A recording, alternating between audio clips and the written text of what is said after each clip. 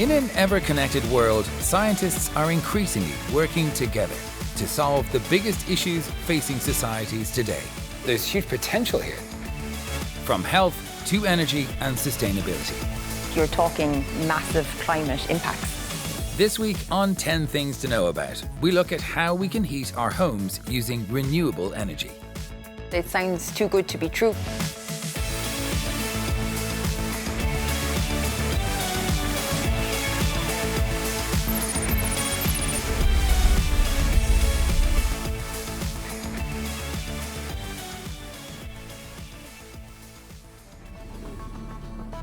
With the price of oil and gas soaring since the war in Ukraine started, I want to find out how much we rely on fossil fuels for our heating and how we can move away from them.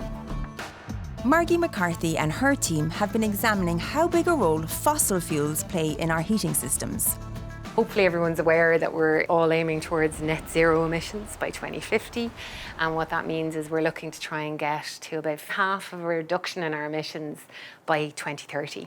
If you look at emissions as a whole cake, then our heat, so heat in our homes, in our businesses, schools, hospitals, and the way we make things in industry, all of that uses heat. And it's about a quarter of the emissions in our overall emissions. So it's quite a sizable chunk that we have to deal with. But it's also really important to recognise that 94% of that heat is fuelled through fossil fuels. We need to address that. We need to decarbonise the way in which we're heating all of our lives. It's not something that's going to go away in terms of our demand. We can do things about reducing it, but we do need to think of ways in which we can bring renewables in to produce that heat. So what technologies exist already to help us break up with fossil fuels? So a big thing that we did back in February is published the National Heat Study. We took the baseline of what we know of Ireland's heat use today, so where it's being used, who's using it and how they're fuelling it, and then looked at all the various solutions and technologies that are available to us today or in the near future to be able to decarbonise that heat. The main players we looked in the heat study were district heating, installing heat pumps, bioenergy with carbon capture and storage, and the use of hydrogen. And then we used that to model various pathways to get us to net zero by 2050. All of them reached net zero by 2050, but they had variances in different cumulative emissions. So if you think about the journey from 2022 to 2050, they each emitted more or less carbon dioxide between now and then. What about geothermal energy? So geothermal energy, we didn't look at in as much detail in the study because we didn't have enough information, but we know of some industry using it already and think there's huge potential for its use in Ireland. That can easily play into large industrial use and also into district heating. So talk to me about the decisions that we are making now or in the coming years and how they help us in terms of our goals for 2050. So most of us are using gas or oil boilers in our homes at the moment, and we make the decision to replace them about every 15 years. So really we're looking at timelines before the kind of 2030s up to 2035. That's the time in which we have to limit people's choices to low carbon technologies. But if we want to do it with the lowest emissions possible between now and 2050, we need to pull those decision points back. So pre-2030, we need to start helping people make decisions that are low carbon technologies in the next decade. By 2035, we won't be buying gas boilers anymore. I mean, the thing is if it was easy to do, we'd have done this a long time ago. Yeah. We have to, at the end of the day, move to decarbonisation routes. And so that means we can't continue to burn fossil fuels, ultimately. And so we have to really support and move people towards choices that are low carbon.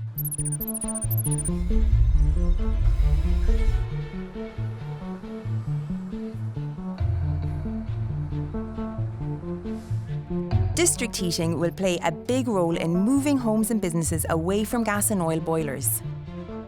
John O'Shea has been working on the new district heating scheme in Tala. District heating is essentially a large network of insulated pipes that's buried under the ground. I think the best way to think of it is kind of as the central heating system in your home, the way it has a centralised boiler and then you have pipes that bring heat to each of the individual radiators. But if you just think of that on a grand scale, and each radiator is a building. So we're standing in a boiler, so if this is the district heating hub kind of thing. Yeah, exactly. And where does the heat come from? It's what we call technology agnostic, so it can come from heat pumps using surface water, waste heat from energy from waste plants, biomass boilers. It can come from anywhere. This is the first large-scale district heating network in the country and the first to use data centre waste heat in either the UK or Ireland. We're collecting it from the cooling system in the data centre, and it's being pumped here at about 25 degrees. And then that 25-degree water goes into the heat pumps, which raises its temperature between 70 and 85, so 85 degrees in peak winter. And then that's distributed through the insulated pipe network to all the individual buildings. And then the kind of cooler water returns to be reheated again.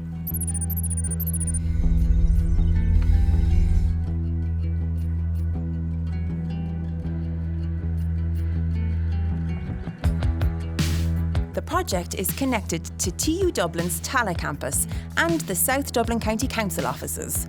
More buildings and apartment blocks will connect into the system across several phases, reducing carbon emissions while providing cheaper heat. Phase 1 alone, they're going to see almost 1,500 tonnes reduction of CO2 per year. Wow, that's just for 2 buildings. Yeah. That's really impressive, isn't it? Yeah, it's reduced by about 2/3, and that reduction will get bigger as the grid decarbonises as well. What are some of the other benefits of district heating? It's a kind of a cost-effective way to decarbonise your heat demands. So I guess it benefits from a few things. So kind of economies of scale. The bigger you build something, the cheaper it is. It is much higher efficiency as well, because we can use things like the waste heat from the data centre, which is higher temperature than external air. From the building point of view, there's no gas leaks or carbon monoxide risks, so it's safer from that point of view. One of the other benefits is that it's instantaneous on-demand hot water. There's no need to have a hot water cylinder in your house, and there's no need to worry about leaving the immersion on. Which is a constant source of stress for Irish people. Yeah. What is the plan for rolling this out? We recently completed the Dublin Region Energy Master Plan, where we looked at the potential for district heating in Dublin, as well as other heat sources like air source heat pumps. And we found that by 2050, 87% of the heat demand in Dublin could be most cost-effectively supplied by district heating network. And I guess as part of that as well, we identified 530 heat sources that could be used. So there was enough, heat either wasted or available to be used in Dublin that could heat 1.6 million homes. It sounds too good to be true, but this is like established technology.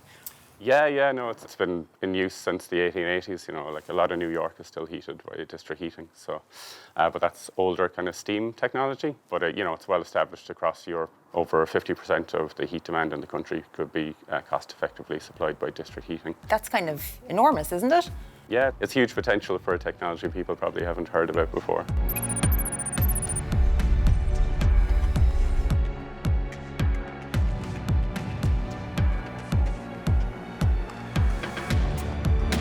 Many heating systems need electricity to run them, so in order for the heat sector to be completely decarbonised, we must ensure our electricity is renewable too.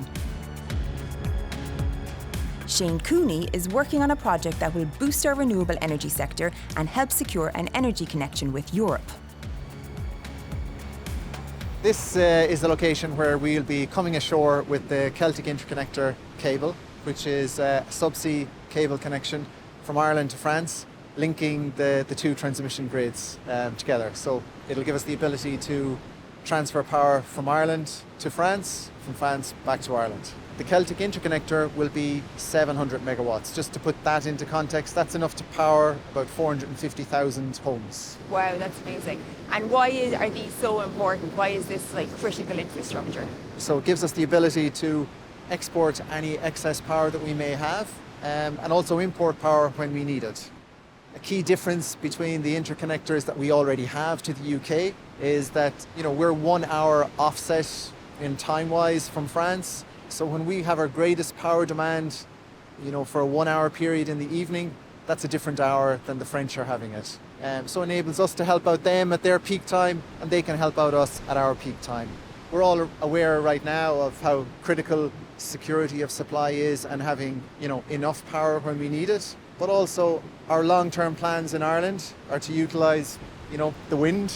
You can see such a windy day, and so we want to build offshore wind infrastructure And infrastructure like the Celtic Interconnector gives us the ability to export that power when we don't have the demand to use all that power.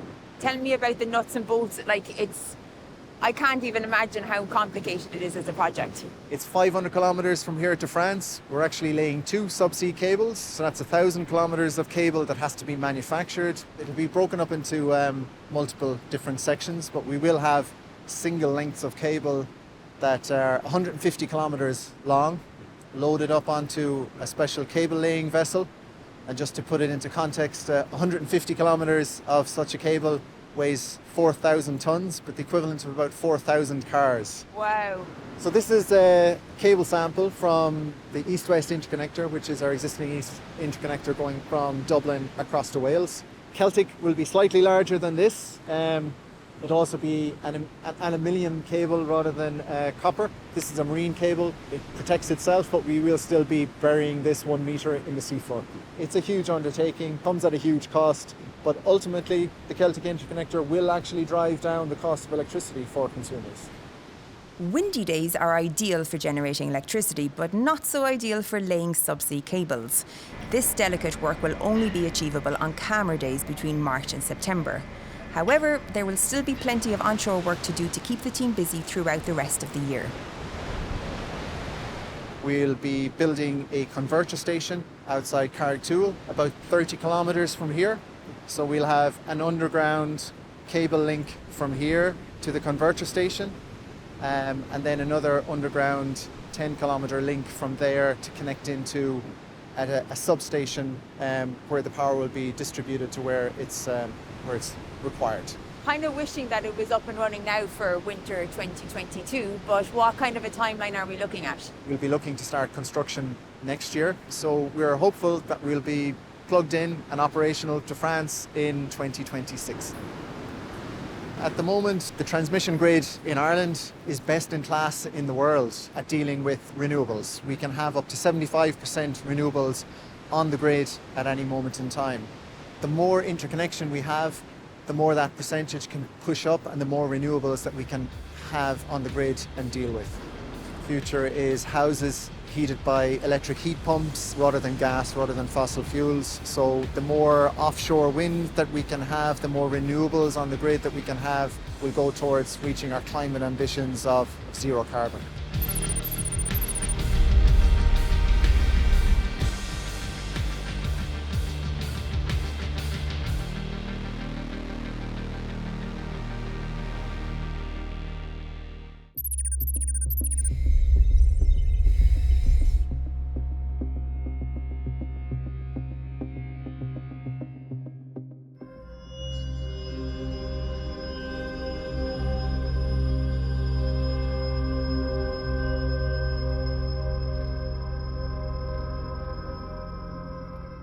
Two scientists pull off a dirt track in the US wilderness in 1966.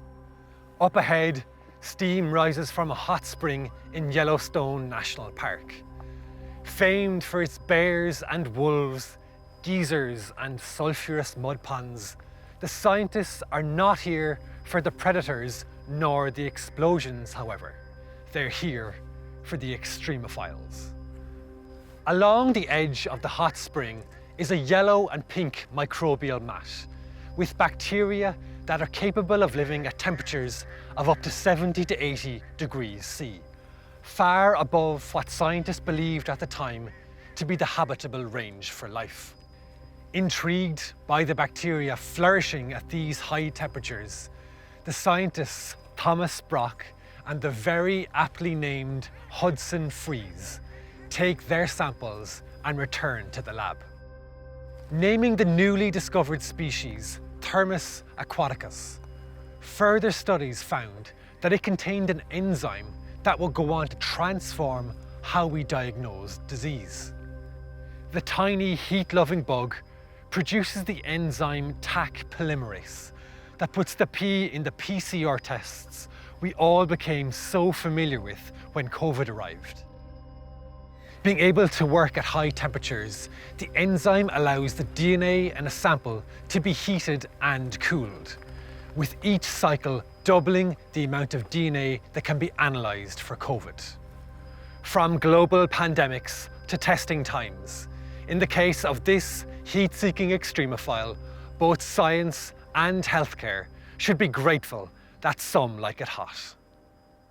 See you next time.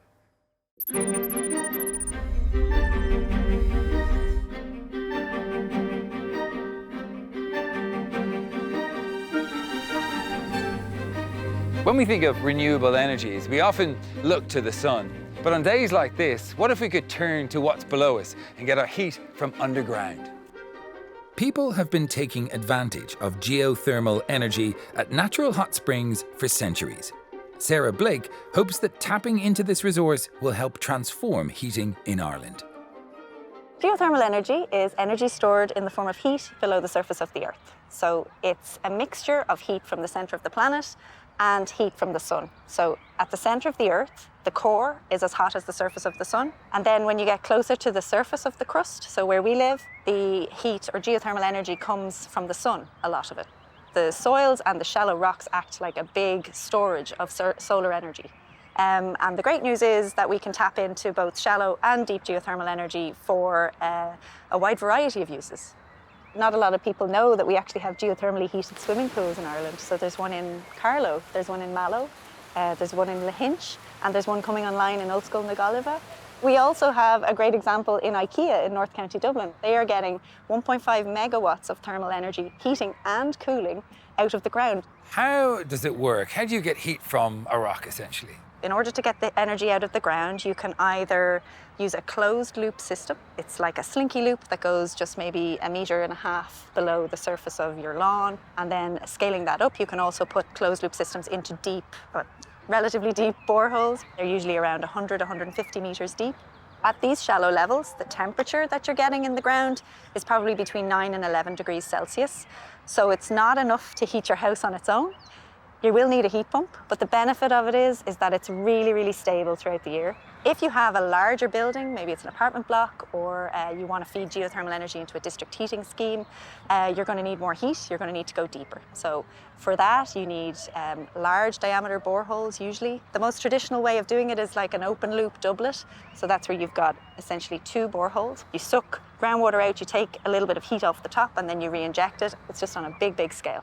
So you're going to drill to about 1.5 kilometres, 2 kilometres to get the kind of temperatures that we think you need for district heating. If you're building a larger system, fault lines can be really useful. Why is that? You need permeability, so you need to be able to suck fluid out of the rock. So the fluid is what carries the heat. So this is why faults and structures become important, particularly when you're talking about deep geothermal energy.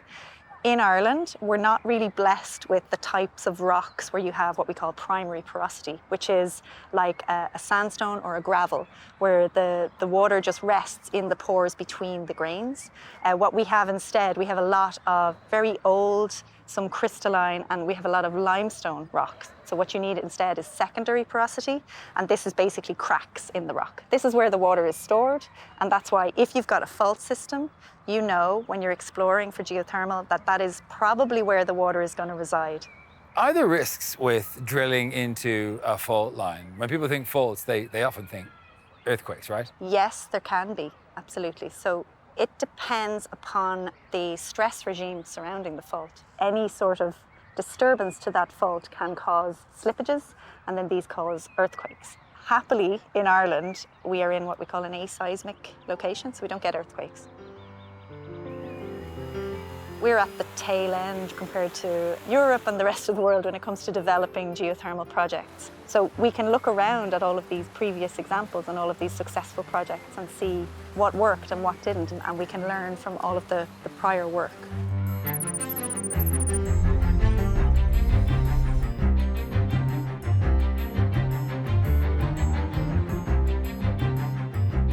James McAteer is leading a team of researchers exploring how geothermal technologies can be integrated into UCD's heating system.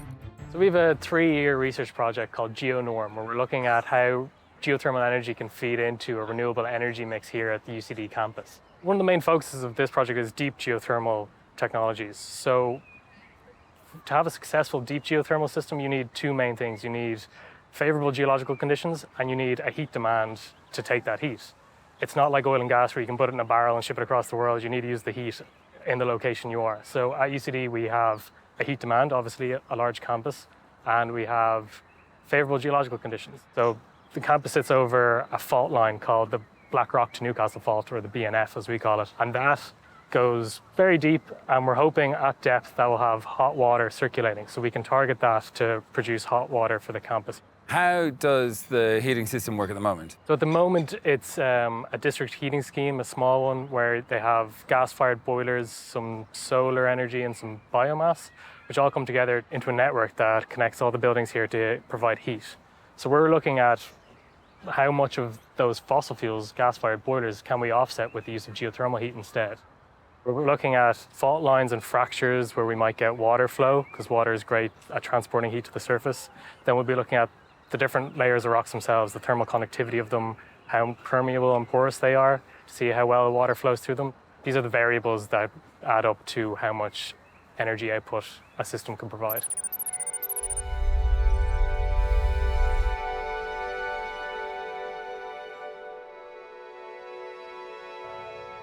Our partners at iCrag produced this model. It's not of UCD itself, but what it does do is it illustrates the geology underneath UCD quite well. Right. We talked earlier about the Blackrock to Newcastle Fault being kind of critical for a geothermal system here at UCD. And what that would look like in the subsurface is something like this. We have a large fault that's separating two different rock bodies. We would look to produce and re-inject along the fracture itself. The good thing about the new drilling technology is that you can actually steer the end of the drill bit. So we can drill from almost anywhere on campus and direct the end of the well into the correct location. We'd be looking to create 3D digital models of the subsurface of UCD using new data to look something like this, and that will help us better understand where we should be directing our boreholes, where we should be focusing our research on. A lot of Dublin sits on this fault line, right? If it works here, could it be modelled for other parts of Dublin? Fault lines are everywhere, pretty much. So although we're targeting UCD, this same model could be applied in several locations across Ireland.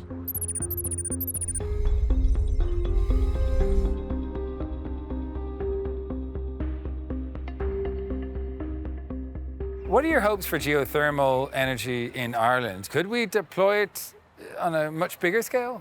My hope would be that people wake up to this amazing resource that's just beneath our feet. No matter where you're located, there is probably a geothermal solution to suit your heating needs.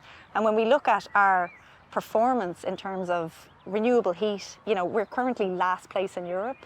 It's disgraceful and we shouldn't be there, you know. If we investigate and explore for geothermal potential in Ireland and really assess our resources, I feel like this could go a really long way to decarbonising our heat sector, which is where we need it most. So I feel we're at the cusp of this geothermal revolution, essentially, for Ireland.